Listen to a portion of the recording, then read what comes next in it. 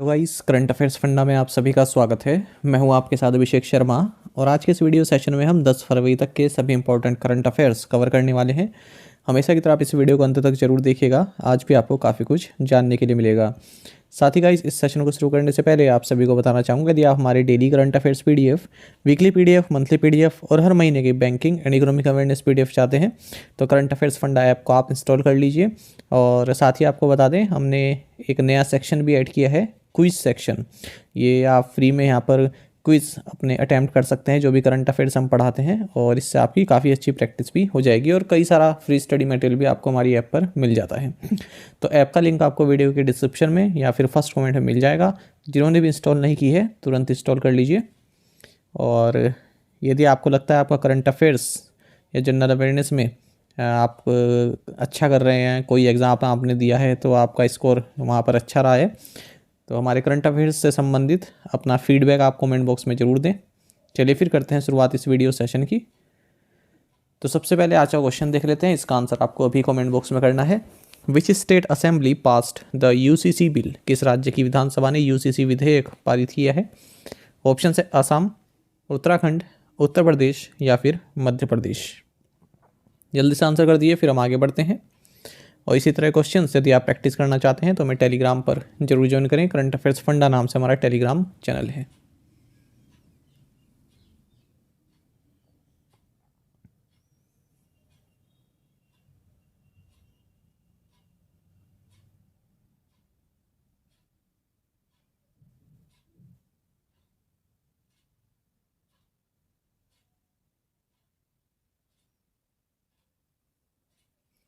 What is the theme of world pulses day on 10 फरवरी 2024? 10 फरवरी 2024 को मनाए जाने वाले विश्व दलहन दिवस का विषय या थीम क्या है? ऑप्शंस आपके सामने हैं। सही आंसर ऑप्शन डी है, pulses, nourishing soils and people. आपको जानना चाहिए कि हर साल 10 फरवरी को वर्ल्ड पल्सेस डे मनाया जाता है। फूड एंड एग्रीकल्चर ऑर्गेनाइजेशन इसका आयोजन करती है और साल 2019 में पहली बार मनाया गया था। इस बार 2024 में वर्ल्ड पल्सेस डे का थीम है pulses, nourishing soils and people. अच्छा, आप सभी जानते हैं जो लेग्यूमिनस प्लांट्स होते हैं उनकी जो एडिबल सीड्स होते हैं उन्हें पल्सेस बोलते हैं। कई बार एग्जाम में पूछ लेते हैं, 4 ऑप्शन देते हैं कि इसमें से कौन सी एक लेग्यूमिनस क्रॉप है, तो सही आंसर होता है पल्स। अच्छा, आपको ये भी जानना चाहिए कि 10 फरवरी को ही international day of the Arabian leopard ये भी मनाया जाता है। एक यूनाइटेड नेशंस डे है ये भी एक। Where was the 7th edition of the Indian Ocean conference held? हिंद महासागर सम्मेलन का 7वां संस्करण कहाँ आयोजित किया गया? ऑप्शंस आपके सामने हैं और सही आंसर ऑप्शन भी रहेगा पर्थ, ऑस्ट्रेलिया। आपको जानना चाहिए कि पर्थ, ऑस्ट्रेलिया में इंडियन ओशन कॉन्फ्रेंस का 7th एडिशन हाल ही में आयोजित किया गया है। इसे आयोजित किया है department of foreign affairs and trade government of Australia, S Rajaratnam school of international studies Singapore and Perth US Asia centre के द्वारा। इस कॉन्फ्रेंस का थीम रहा towards a stable and sustainable Indian ocean. और external affairs minister doctor S Jaishankar ने इसका जो inaugural session था उसे भी संबोधित किया है। Which company has been penalized by the reserve bank of India with a monetary penalty of 8.80 lakh rupees? भारतीय रिजर्व बैंक ने किस कंपनी पर 8.80 लाख रुपए का मौद्रिक जुर्माना लगाया है? ऑप्शंस आपके सामने हैं। सही आंसर ऑप्शन डी रहेगा, पावर फाइनेंस कॉरपोरेशन लिमिटेड। आपको जानना चाहिए कि रिजर्व बैंक ऑफ इंडिया ने नई दिल्ली स्थित पावर फाइनेंस कॉरपोरेशन लिमिटेड पर 8.80 लाख रुपए की मॉनेटरी पेनल्टी लगाई है, क्योंकि आरबीआई के जो डायरेक्शंस थे liquidity risk management framework for NBFC and core investment company से रिलेटेड, उनका अनुपालन इस कंपनी ने नहीं किया है। और भी कुछ देख लेते हैं जो आरबीआई ने मॉनेटरी पेनल्टी लगाई है। तो एक Navnirman cooperative bank limited Ahmedabad Gujarat पर 1 लाख की मॉनेटरी पेनल्टी लगाई, और Bombay mercantile cooperative bank limited पर 63.30 लाख रुपये की मॉनेटरी पेनल्टी लगाई है। Zoroastrian cooperative bank limited Mumbai पर 43.30 लाख रुपए की मॉनेटरी पेनल्टी लगाई है, और 6 लाख रुपए की मॉनेटरी पेनल्टी लगाई है Nakodar Hindu urban cooperative bank limited Punjab पर। साथ ही रिजर्व बैंक ऑफ इंडिया ने महाराष्ट्र के बासमत नगर स्थित जयप्रकाश नारायण नगरी सहकारी बैंक लिमिटेड इसका लाइसेंस रद्द कर दिया है। और इसके पास ना तो एडिक्वेट कैपिटल है, पर्याप्त पूंजी है, और ना ही कोई अर्निंग प्रोस्पेक्ट्स हैं, ठीक है, ना ही जो कमाई का कोई जरिया है जहाँ से मतलब इसके पास कुछ धन इसके पास आ सके। और इसमें भी लिखा गया है कि आरबीआई के जो ये बैंकिंग रेगुलेशन एक्ट 1949 है, इसके सेक्शन 56 के साथ इसने कंप्लाई नहीं किया है। Where was the foundation stone of the India's first digital national museum of epigraphy laid? Bharat के पहले डिजिटल राष्ट्रीय पुरालेख संग्रहालय की आधारशिला कहाँ रखी गई? सही आंसर ऑप्शन डी है, हैदराबाद। आपको जानना चाहिए कि यूनियन कल्चर मिनिस्टर जी किशन रेड्डी, इन्होंने सलारजंग म्यूजियम हैदराबाद तेलंगाना में इंडिया के first digital national museum of epigraphy इसकी आधारशिला रखी है। तो 1 लाख से ज़्यादा एंशियंट इंस्क्रिप्शंस जो हैं उनको इस डिजिटल म्यूजियम में एग्जिबिट किया जाएगा, दिखाया जाएगा। और आर्कियोलॉजिकल सर्वे ऑफ इंडिया के पास ये जिम्मेदारी दी गई है इस डिजिटल म्यूजियम को बनाने की। 2023 में सेंट्रल गवर्नमेंट ने अनाउंस किया था कि हम Bharat shared repository of inscriptions यानी कि भारत श्री इस्टेब्लिश कर रहे हैं, जिसमें 1 लाख जो एंशियंट इंस्क्रिप्शंस हैं उनका डिजिटाइजेशन किया जाएगा। Which has become the first country in the European Union to issue digital Schengen visa? यूरोपीय संघ में डिजिटल शेंगेन वीज़ा जारी करने वाला पहला देश कौन बना है? ऑप्शंस आपके सामने हैं। सही आंसर ऑप्शन ए रहेगा, फ्रांस। देखिए, फ्रांस फर्स्ट यूरोपियन कंट्री बन गया है या फिर बन जाएगा जल्द ही, जिसने डिजिटल शेंगेन वीज़ा विजिटर्स को इशू किए हैं, जो कि पेरिस ओलंपिक्स में आने वाले हैं। तो athletes and officials holding a valid multiple entry Schengen visa won't need to apply for a separate French Schengen visa. तो जो भी ऑफिशियल्स आ रहे हैं पेरिस ओलंपिक के लिए, तो उनके पास यदि एक ये शेंगेन वीज़ा है तो उन्हें अलग से फ्रेंच शेंगेन वीज़ा के लिए अप्लाई करने की ज़रूरत नहीं है, वही वीज़ा उनका कार्य करेगा। मतलब जो शेंगेन वीज़ा है उसको डिजिटल रूप से इसने जो है लॉन्च किया है। अच्छा, अब ये शेंगेन वीज़ा क्या है? देखिए, शेंगेन वीज़ा ये जो यूरोपियन यूनियन की कंट्रीज़ हैं वहाँ पर चलता है। तो कोई भी यूरोपियन है, नॉन यूरोपियन है, जिसके पास ये वीज़ा है तो वो बॉर्डर क्रॉस कर सकता है और कोई भी उसकी चेकिंग नहीं होती है। जहाँ पर भी ये वैलिड है, शेंगेन एरिया में जो कंट्रीज़ आती हैं, ठीक है, वहाँ पर घूम सकता है, जा सकता है। मतलब कुछ लिमिट होती है कितने दिन के लिए, और मतलब कोई भी बॉर्डर पे कोई भी सिक्योरिटी चेक वगैरह नहीं होता है, ओपन बॉर्डर हो जाता है उसके लिए। तो ये वीज़ा जिसके पास रहेगा कोई रोक टोक नहीं, घूम सकते हैं उन सभी कंट्रीज़ में। How much budgetary support has been approved by the union cabinet for the extended period of the fisheries infrastructure development fund FIDF? केंद्रीय मंत्रिमंडल ने मत्स्य पालन अवसंरचना विकास निधि की विस्तारित अवधि के लिए कितनी बजटीय सहायता को मंजूरी दी है? सही आंसर ऑप्शन डी है, 939.48 करोड़ रुपए। देखिए, यूनियन कैबिनेट ने फिशरीज इंफ्रास्ट्रक्चर डेवलपमेंट फंड को और 3 साल के लिए एक्सटेंड कर दिया, यानी कि 2025-26 तक कर दिया है। अच्छा, ऑलरेडी जब ये चल रहा था तो इसकी जो राशि थी जितने रुपए के साथ ही शुरू किया गया था, तब 7,522.48 करोड़ रुपए थी इसका जो अप्रूव्ड फंड था। लेकिन इसको और अब बजटरी सपोर्ट दे रहे हैं 939.48 करोड़ रुपए का। तो जो ये गवर्नमेंट ने 2018-19 में ये fisheries and aquaculture infrastructure development fund बनाया था, ताकि फिशरी सेक्टर संबंधी जो भी इंफ्रास्ट्रक्चर है उसको बनाया जा सके। तो यहाँ पर कुछ कंसेशनल फाइनेंस भी प्रोवाइड किया जाएगा जो भी एलिजिबल एंटिटीज़ हैं, जिनमें स्टेट गवर्नमेंट आती है, यूनियन टेरिटरीज़ आती हैं, ताकि जो भी फिशरीज इंफ्रास्ट्रक्चर है, फैसिलिटी है, उनको वो बना सकें। तो कुछ कंसेशनल रेट पर उनको पैसा दिया जाएगा। अच्छा, और ये सब किसके द्वारा बनेगा, कहाँ से पैसा आएगा? ये जो भी नाबार्ड है या फिर नेशनल कोऑपरेटिव डेवलपमेंट कॉर्पोरेशन है, शेड्यूल्ड बैंक है, उनके द्वारा पैसा दिया जाता है राज्य सरकारों को या फिर यूनियन टेरिटरीज़ को। अच्छा, यहाँ पर government of India interest subvention up to 3% पर एनम 3% का इंटरेस्ट सबवेंशन भी देती है। जैसे 12 साल का जो है रिपेमेंट पीरियड है, ठीक है, और ऊपर से उसमें फिर और मॉरेटोरियम आप 2 साल का लगा लें तो उस पर इंटरेस्ट सबवेंशन 3% का लगता है, यदि ब्याज जो है 5% से कम का नहीं है। कोई लोन दिया है 5% तक का, उस पर जो है ब्याज आ रहा है, तो वहाँ पर सरकार 3% का इंटरेस्ट सबवेंशन देती है।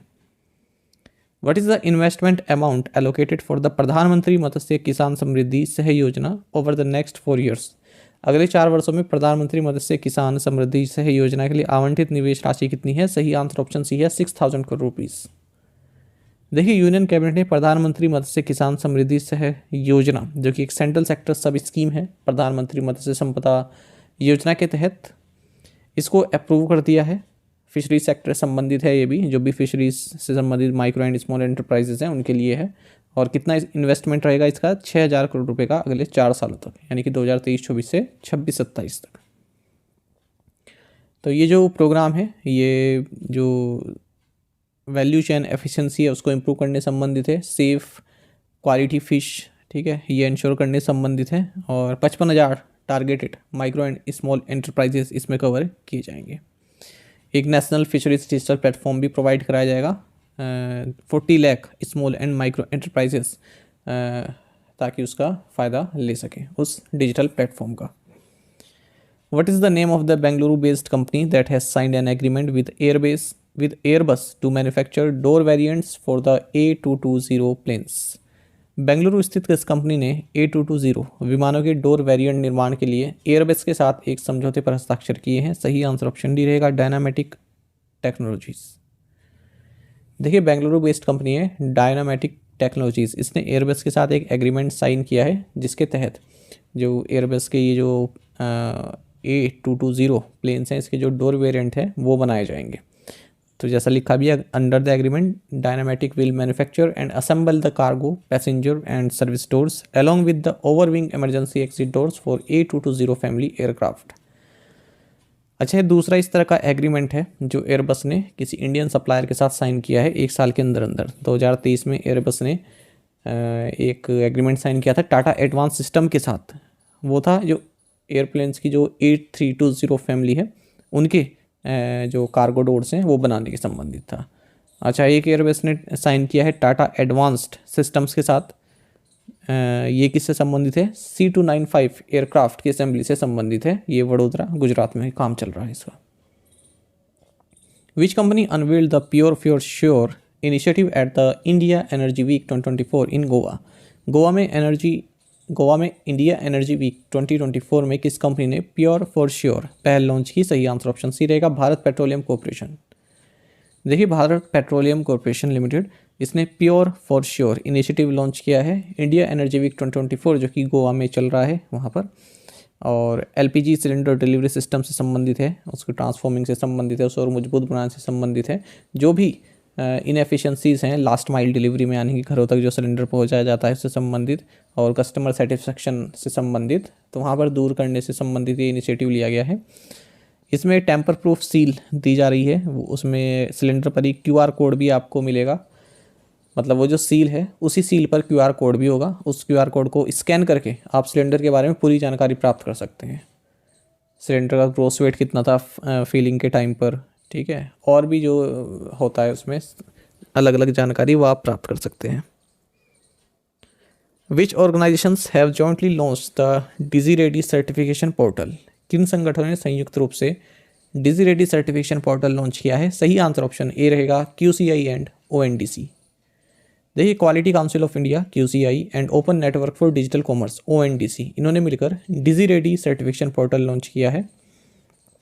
वो इस इनिशिएटिव का मतलब मकसद ये रहेगा, जो QCI है और ONDC है, तो जो भी MSMEs एंटिटीज़ हैं उनसे संबंधित जो भी पेपर वर्क होता है वो डिजिटल रूप में प्रोवाइड करो। चेयरपर्सन कौन है QCI के? जैक्से शाह, और MD एंड ONDC के T कोशी। अच्छा, ONDC national cooperative consumers federation of India and ship rocket, इन्होंने भी हाल ही में जो है एक MOU कह सकते हैं आप साइन किया है गवर्नमेंट का, जो सरकार से रसोई तक इनिशिएटिव है उसके लिए।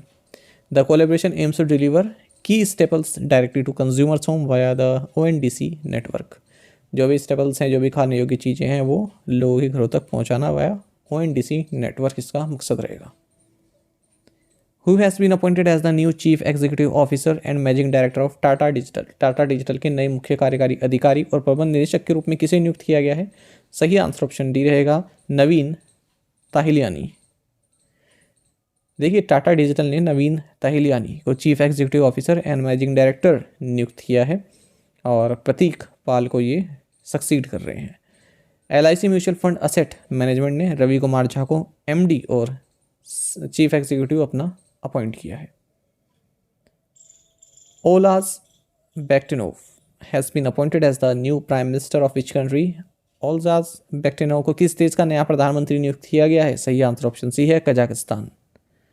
देखिए, कजाकिस्तान के प्रेसिडेंट कासिम जोरमाट टोकायेव, इन्होंने ओल्जास बेक्टिनोव को कजाकिस्तान का नया प्राइम मिनिस्टर अपॉइंट किया है और ये अली खान समाइलो को रिप्लेस कर रहे हैं। अगर कजाकिस्तान की हम बात करते हैं, कैपिटल अस्ताना है, करेंसी है कजाकिस्तानी तेंगे। अच्छा, चिली के फॉर्मर प्रेसिडेंट सेबेस्टियन पिनेरा, इनका हाल ही में हेलीकॉप्टर क्रैश में निधन हो गया है, 74 एज के थे ये।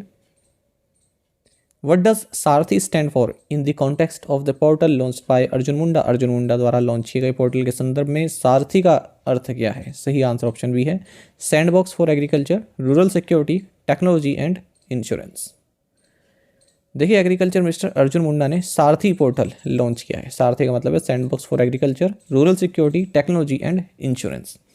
इसका मतलब है जितने भी इंश्योरेंस संबंधित प्रोडक्ट्स हैं, चाहे वो प्रधानमंत्री फसल बीमा योजना हो, ठीक है, वो सभी एक ही जगह पर, एक ही पोर्टल पर उपलब्ध कराना, जो भी फार्मर्स हैं या फिर रूरल पॉपुलेशन है उनको। और इसी के साथ कृषि रक्षक पोर्टल भी लॉन्च किया है और हेल्पलाइन नंबर भी लॉन्च किया है 1447, ताकि जो भी फार्मर्स के कंसर्न है वो अपने यहाँ पर जो है बता सकें। जो ये प्रधानमंत्री फसल बीमा योजना, इसके सीईओ रितेश चौहान है। Which country is projected to account for 1/3 of the growth in oil demand by 2030? According to IEA, IEA के अनुसार 2030 तक तेल की मांग में 1/3 वृद्धि किस देश से होने का अनुमान है? सही आंसर ऑप्शन ए है, इंडिया। देखिए, जो इंटरनेशनल एनर्जी एजेंसी है, इसने एक रिपोर्ट जारी की है और इसमें कहा है कि जो टोटल डिमांड रहने वाली है 2030 तक टोटल ऑयल की, क्रूड ऑयल की, उसमें 1/3 डिमांड जो है इंडिया से आएगी। तो चाइना को भी सरपास कर जाएगा डिमांड के मामले में और सिंगल लार्जेस्ट सोर्स बन जाएगा ग्लोबल ऑयल डिमांड का 2023 से 2030 तक। खासकर कि 2027 में चाइना को पीछे छोड़ देगा ऑयल डिमांड में। Where did the India boat and marine show IBMS take place? India boat and marine show कहाँ आयोजित हुआ? सही आंसर ऑप्शन ए है, कोची, केरल। देखिए, 6th edition of India boat and marine show ये हाल ही में कोची, केरल में आयोजित किया गया है। खासकर कि बोलगाटी पैलेस इवेंट सेंटर है एक कोची में, यहाँ पर आयोजित किया गया। अच्छा, एक और इवेंट देख लेते हैं। रेलवे प्रोटेक्शन फोर्स ने 67th all India police duty meet, इसे आयोजित किया है लखनऊ में। आपको बता दें, जो रेलवे प्रोटेक्शन फोर्स है, इसकी स्थापना RPF एक्ट 1957 के तहत की गई थी। और आपको बता दें, जो जितने भी आर्म फोर्सेज है ना, तो उनमें जितना भी सुरक्षा बल है या जितने भी पर्सनल है, उनमें सबसे ज़्यादा यदि हम परसेंटेज वाइज देखें महिलाएं, तो वो इसमें ही है, रेलवे प्रोटेक्शन फोर्स में। लिखा भी है, RPF has 9% representation of women which is the highest percentage among all arm forces in India. Who is the author of the book titled Ek Samandar Mere Andar, recently launched by national security adviser Ajit Doval and chief of defence staff general Anil Chauhan? हाल ही में राष्ट्रीय सुरक्षा सलाहकार अजीत डोवाल और chief of defence staff general Anil Chauhan द्वारा launch की गई पुस्तक एक समंदर मेरे अंदर के लेखक कौन है? सही आंसर ऑप्शन सी है, संजीव जोशी। देखिए, national security adviser Ajit Doval और chief of defence staff general Anil Chauhan, इन्होंने एक समंदर मेरे अंदर बुक लॉन्च की है, जिसे लिखा है BrahMos aerospace deputy CEO Sanjeev Joshi ने। और दो बुक्स देख लेते हैं जो हाल ही में चर्चा में रही। Gandhi a life in 3 campaigns, इसे MJ अकबर ने लिखा है। And uncommon love the early life of Sudha and Narayana Murthy, इसे लिखा है चित्रा बनर्जी देवकरुणी ने। Which institution has partnered with Munitions India Limited to create India's first domestically designed 155 mm smart ammunition? Bharat की पहली घरेलू स्तर पर डिज़ाइन 155 mm स्मार्ट एम्यूनिशन बनाने के लिए किस संस्था ने म्यूनिशंस इंडिया लिमिटेड के साथ साझेदारी की है? सही आंसर ऑप्शन डी रहेगा, Indian institute of technology Madras, IIT Madras. देखिए, IIT मद्रास ने म्यूनिशंस इंडिया लिमिटेड के साथ पार्टनरशिप की है, जिसके तहत देश की पहली डोमेस्टिकली डिजाइन 155 स्मार्ट एम्यूनिशन को तैयार किया जाएगा। The primary objective is to achieve a circular error probable of 10 meters, a significant improvement from the current 500 meters, thereby enhancing precision in defense operations। अब देखो, जो ये मैं इंग्लिश में पढ़ के छोड़ देता हूँ ना, ये केवल आपकी क्वेश्चन को एक बनाने के लिए, इसका थोड़ा एक्सप्लेनेशन अब ऐसा आधा अधूरा भी अच्छा ही लगता ना, इसलिए देता हूँ मैं, ठीक है। अब ये जो दूसरा पैराग्राफ है, इसका कोई ऐसा आपके तैयारी में कोई सिग्निफिकेंस नहीं है, केवल जो था वो मैंने आपको बता दिया, ठीक है। तो ये अपने आप ही आप समझ जाया करो कि क्या मतलब है इसका। What is the name of the women robot astronaut set to fly into space ahead of ISRO's Gaganyaan mission? ISRO के गगनयान मिशन से पहले अंतरिक्ष में उड़ान भरने वाली महिला रोबोट अंतरिक्ष यात्री का नाम क्या है? सही आंसर ऑप्शन डी है, व्योम मित्र। देखिए, वुमेन रोबोट एस्ट्रोनॉट व्योम मित्र, ये स्पेस में इसको भेजा जाएगा इसरो का जो गगनयान मिशन है उससे पहले। ठीक है, गगनयान आप सभी जानते हैं इंडिया का first human manned space flight रहेगी जिसमें इंडियन एस्ट्रोनॉट को स्पेस में भेजा जाएगा। अच्छा, जो ये व्योम मित्र है इसमें कोई मेंबर नहीं रहेगा तो व्योम मित्र मिशन में, और ये इस साल के 3rd क्वार्टर में भेजा जाना है, जबकि जो गगनयान मिशन है वो अगले साल भेजा जाएगा 2025 में। व्योम मित्र की अगर हम बात करें तो 2 संस्कृत वर्ड से बना, एक तो है व्योम जिसका मतलब है स्पेस, और मित्र जिसका मतलब है फ्रेंड। अच्छा, जो ये फीमेल रोबोट एस्ट्रोनॉट है इसमें कैपेबिलिटीज़ हैं कि ये जो मॉड्यूल पैरामीटर्स है उसको मॉनिटर कर सकता है, अलर्ट्स इशू कर सकता है और लाइफ सपोर्ट ऑपरेशन एग्जीक्यूट कर सकता है। प्रीवियस असाइनमेंट क्वेश्चंस के आंसर देखेंगे। The Vizhinjam sea port is in which state? Kerala. Musician Ustad Zakir Hussain plays which instrument? Tabla. The Bharat Ratna has been conferred on how many people since 1954? तो 50 लोगों को दिए गए हैं। ठीक है, अगर हम 8 फरवरी तक बात करें, और लोगों को भी अब अनाउंस कर दिए गए हैं, उन्हें हम देखेंगे विस्तार से। Who took charge as secretary ministry of information broadcasting? Sanjay Jaju. Kaladan multi modal transport project connects India and which country? Myanmar. और आप में से कई स्टूडेंट से बिल्कुल सही आंसर किया है, इसी तरह से आप पार्टिसिपेट करते रहिए। चलिए आज के असाइनमेंट क्वेश्चन देख लेते हैं। Which country recently passed safety of Rwanda deportation bill? Which Indian cricketer became the first Indian pacer to top the ICC Test rankings? As per Finance Ministry report, India can aspire to become a $7 trillion economy by which year? The Union Cabinet has approved the extension of rebate of state and central levies and taxes till which year? A total routes have been operationalized under the Regional Connectivity Scheme उड़े देश का आम नागरिक since it's launch. तो इन 5 questions के answer आपको comment box में देने हैं। यदि आपको एक क्वेश्चन का आंसर भी आता है तो भी आप हमें कमेंट बॉक्स में अवश्य बताइएगा। ज़्यादा से ज़्यादा संख्या में पार्टिसिपेट करने की कोशिश किया कीजिए। साथ ही करंट अफेयर्स फंडा को आप टेलीग्राम पर भी ज्वाइन कर सकते हैं। यहाँ पर रेगुलर वीडियो अपडेट्स और करंट क्विज़ हम आप सभी के लिए डालते रहते हैं। साथ ही डिस्कशन ग्रुप में आप किसी भी क्वेश्चन का सोल्यूशन पा सकते हैं। और यहाँ पर हमारे करंट अफेयर्स की पेज दी गई है, इसको आप जरूर देखें। अपने दोस्तों के साथ, फेलो स्टूडेंट के साथ हमारे करंट अफेयर्स को आप शेयर जरूर करें। आज का ये सेशन आपको कैसा लगा आप कमेंट बॉक्स में अवश्य बताइएगा। Thank you guys.